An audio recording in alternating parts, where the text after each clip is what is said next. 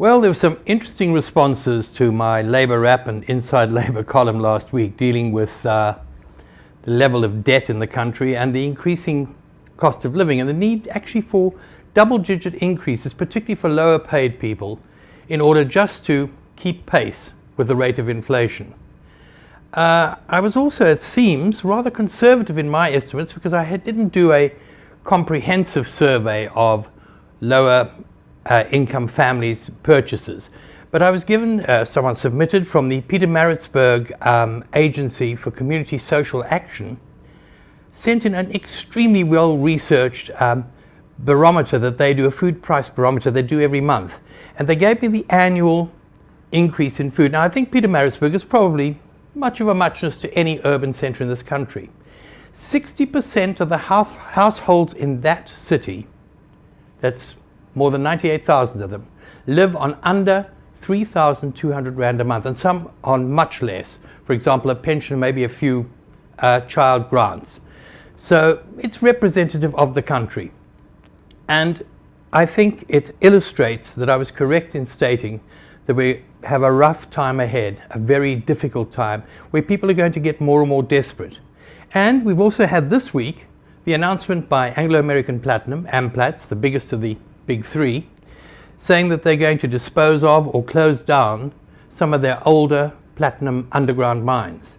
Now, of course, the blame game comes in yet again.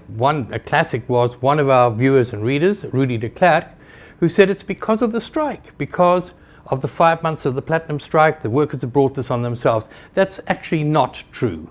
This was on the cards all along, especially since Anglo American Amplats was given 137 square kilometers of mining right, with shallow deposits of platinum, which can be mined very easily with increased mechanization and very little employment.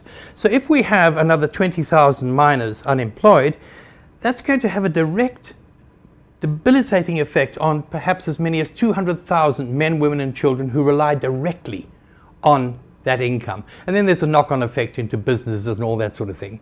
So the blame game actually gets us nowhere. Fortunately, however, there are others who are looking to possible solutions, and among them the trade unions.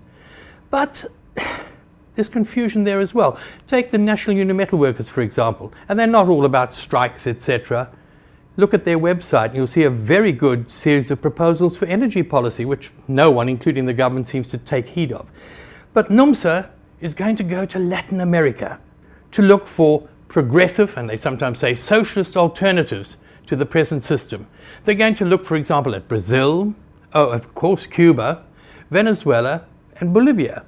Well, none of these countries is a particular paragon of democracy, and all of them have the same sort of or similar sorts of economic problems that we do. And Bolivia this month, I think, yes it was this month, was a country that introduced for the first time legislation for child labor down to the age of 10.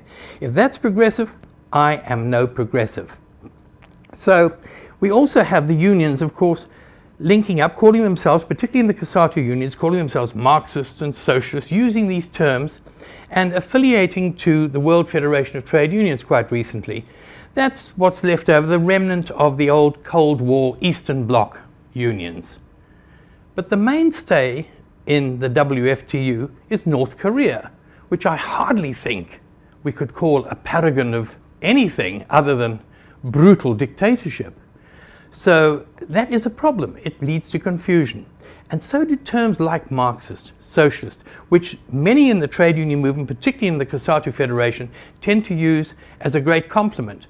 Exactly the same words are used by their opponents as terms of abuse. There's obviously a difference in definition. And it's this difference that leads to people shouting jargon-ridden terms at one another from the basis of just blind emotion rather than rational thought.